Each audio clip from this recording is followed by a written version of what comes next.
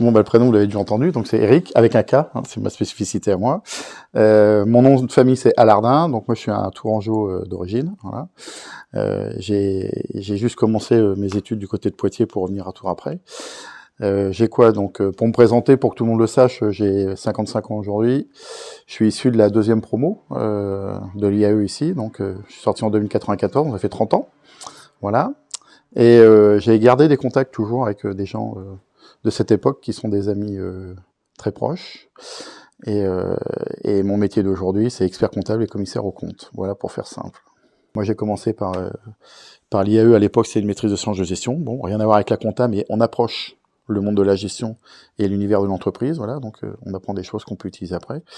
Et puis après, vous avez différentes écoles ou universités ou IUT qui font des préparations spécifiques pour vous emmener. Il y a une maîtrise de sciences de gestion avec option marketing et une autre avec option je sais plus comment on disait ça exactement, c'était administration publique ou quelque chose comme ça, voilà. Comme j'ai pas fait une filière, parce qu'à l'époque, il y avait ce qui s'appelait une MSTCF, une maîtrise de sciences et techniques comptables et financières, qui était le pendant de la MSG, mais qui était vraiment pour ceux qui voulaient faire expertise comptable, voilà. Comme moi, je voulais pas. Et j'étais plutôt dans la gestion, moi, j'étais parti sur option marketing, parce que ça me plaisait bien, ça me changeait, quoi, voilà. Mais on restait quand même, quelque part, dans des sciences de gestion, hein, donc ça m'intéressait toujours, sans que ce soit de la compta. Et comme je vous ai dit, c'est à la fin, quand j'ai vu tout ce que j'avais appris comme matière, etc., je me suis dit, bah tiens, dans le métier expert comptable, je pense que ces compétences-là, elles peuvent apporter des choses. Et c'est ce qui me permet d'être, alors il y en a d'autres comme moi, hein, mais d'être un petit peu à part d'autres experts comptables qui, eux, sont techniques.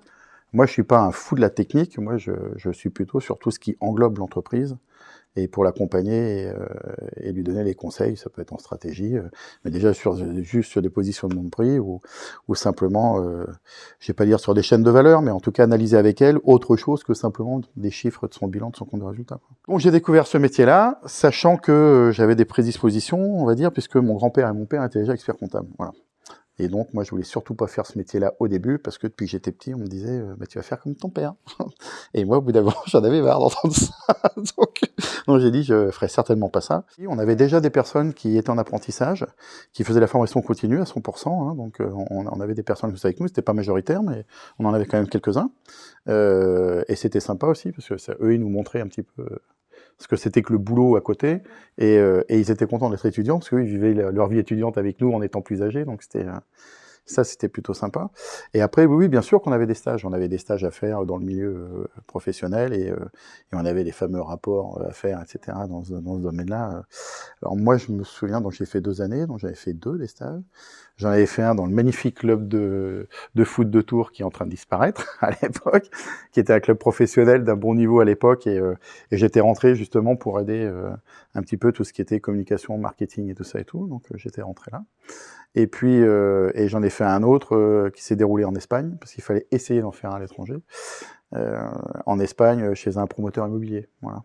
Pour être expert comptable, à chaque diplôme intermédiaire, il n'y en a que 25% qui passent, 75% dehors. Donc quand vous faites 25% de 25% de 25% de ça, à la fin, ça fait pas beaucoup. Et le plus dur, effectivement, c'est les 3 années de stage derrière, quoi, parce qu'on vous fait bosser beaucoup. Vous avez les responsabilités de quelqu'un qui est compétent. Vous n'avez pas beaucoup le temps d'étudier ou quoi que ce soit.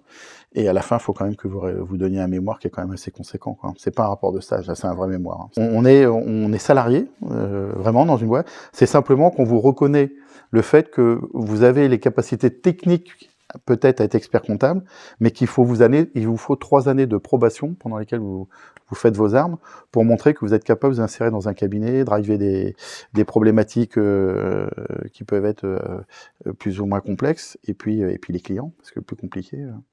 Faut tout ça, faut d'abord avoir le minimum de compétences techniques quand même pour dire qu'on peut passer le niveau, et puis on peut expliquer certaines choses à nos clients, mais faut faire preuve de beaucoup de psychologie, faut être droit dans ses bottes, et puis et être capable de faire preuve aussi de beaucoup de pédagogie pour expliquer certaines choses, quoi. En plus du fait que il faut être chef d'entreprise, parce qu'en général, quand on est expert comptable, vous avez le choix, soit vous faites expert comptable salarié dans un gros cabinet, soit vous êtes votre propre patron ou associé, et dans ces cas-là, vous êtes d'abord chef d'entreprise. Bon.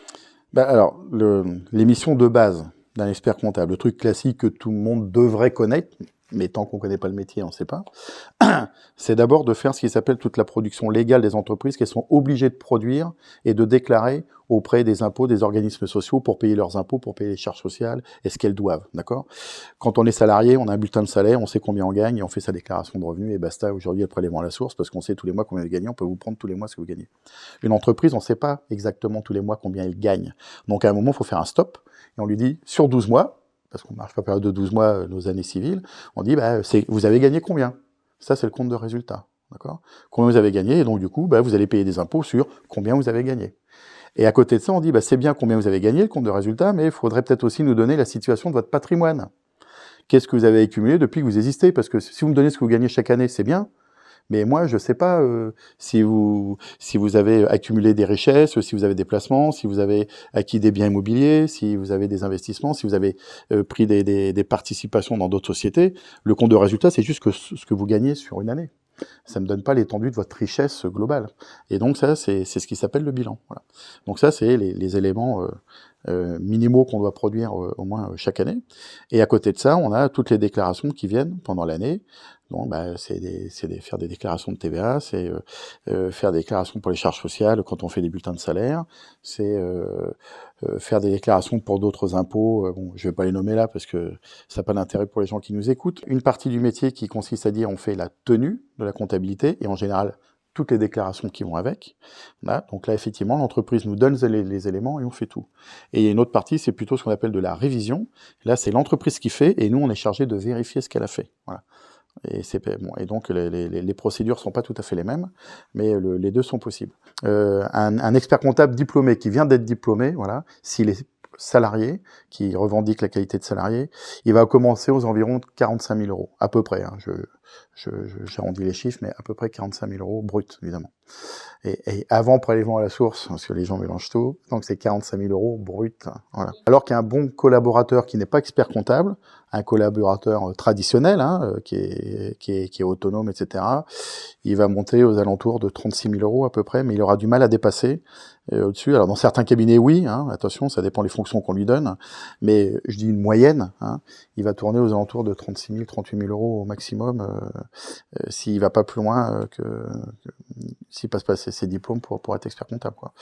Et après, quand vous êtes expert comptable et que vous devenez associé d'un cabinet, vous êtes votre propre patron, là, je veux dire, c'est comme toute entreprise, ça va dépendre de la santé économique de votre entreprise à vous. Il y a plus de chances, je dis bien plus, c'est pas obligatoire, mais il y a plus de chances que dans un grand groupe, vous ayez une rémunération qui décolle et qui dépasse les 200 000, 300 000, 400 000, voire 500 000 euros pour certains. Mais là, vous êtes dans des groupes très importants, mais il y a peu d'élus à ce niveau-là. Voilà. Donc, faut pas rêver. Vous n'aurez pas tous cette rémunération-là. Le conseil, en fait, c'est si vous aimez l'entreprise, allez-y, vous vous ennuierez pas. Voilà. Faut aller jusqu'au bout, parce que si vous n'allez pas jusqu'au bout, par contre, que vous restez juste comptable, là, ça sera pas très drôle pour vous toute votre vie, même s'il y a des gens qui vivent très bien comme ça. Mais moi, c'est pas mon mentalité. Je suis pas le faiseur de bilan comme on demande à nos équipes ou tout ça. On en a besoin, c'est pas le problème. Mais moi, ma mentalité, c'était d'abord des chefs d'entreprise et d'accompagner les entreprises. Comptable, en fait, c'est un mot qui est donné à quelqu'un qui fait de la comptabilité, mais il n'y a pas de diplôme de comptable. Ça n'existe pas.